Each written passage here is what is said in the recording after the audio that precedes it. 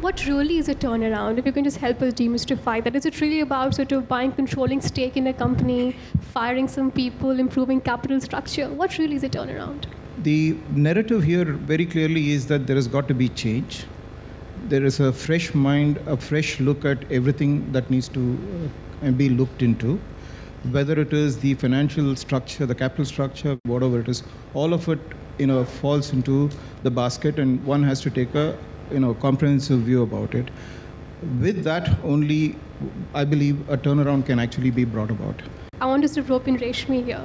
Any interesting revelations in diligence when you do on stressed assets? How is it different from growth transactions diligence? There's nothing called a good promoter or a bad promoter. There is a hypothesis about how you're going to gain from this transaction, and that's why you are going for it. And our job usually is to test that hypothesis. Sometimes it's, well, I want to do, an asset search on this person. I want to see how much money they've stashed away, not because I'm going to go after it, but tomorrow when I need them to come and, put their weight behind the business, what's their financial wherewithal, what's their motivation. So, it's a little bit of looking in the crystal ball.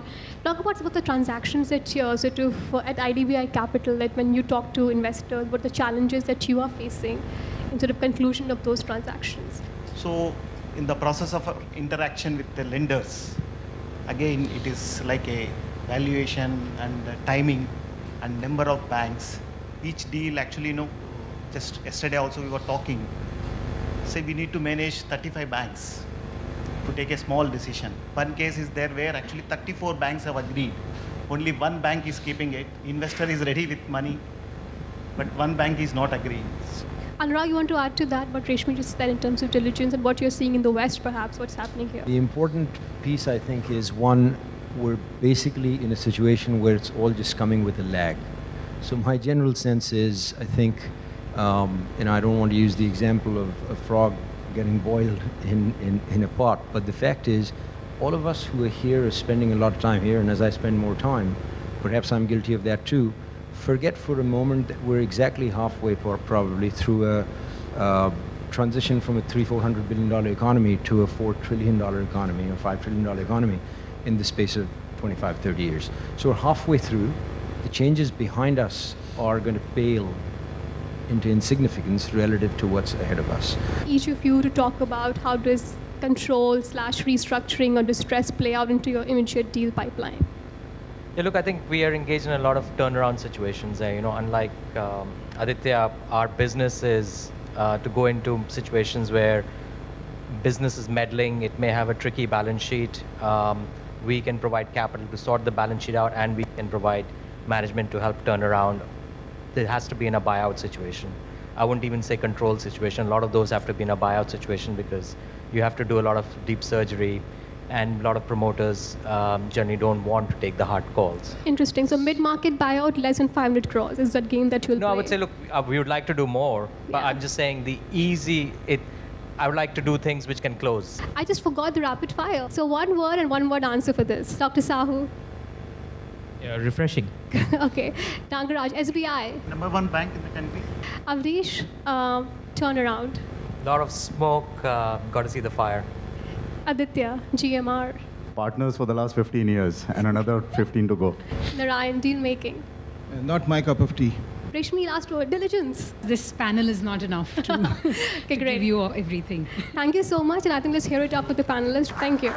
The last panel, the topic of discussion is asset reconstruction companies. I would like to start by asking Mr. Bansal,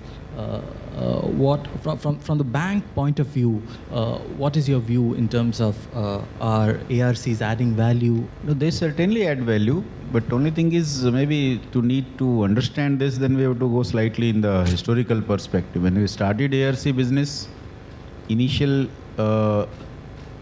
business was considered as an agency business. So to some extent, yes, what you are saying, they concentrated more on recovery.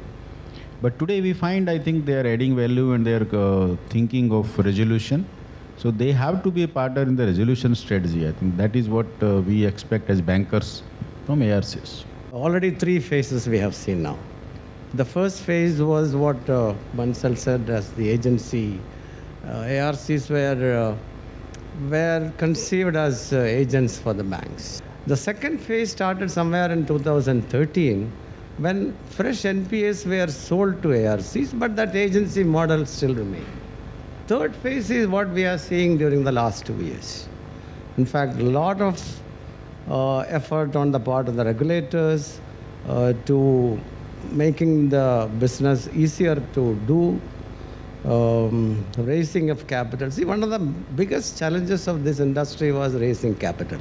The way we looked at it is, what is the key compelling point for getting into this business at this point in time? And with the utmost respect to the existing players, we see regulatory will, we see political will, and we do see a smashed banking system in real terms that is looking to be cleaned up. I want to know, players with your background, what kind of value addition do you think you'll bring in stressed assets management? If we are going to do subsequent valuations, and every 3 months we do a valuation, by the time we reach a realistic valuation, probably, it may be a couple of years before you actually reach the right valuation. And, I would always say that probably stressed assets are like ice cream cones. The more we hold on to them, the more they melt. Probably one needs to take a decision right if one has to derive the right one.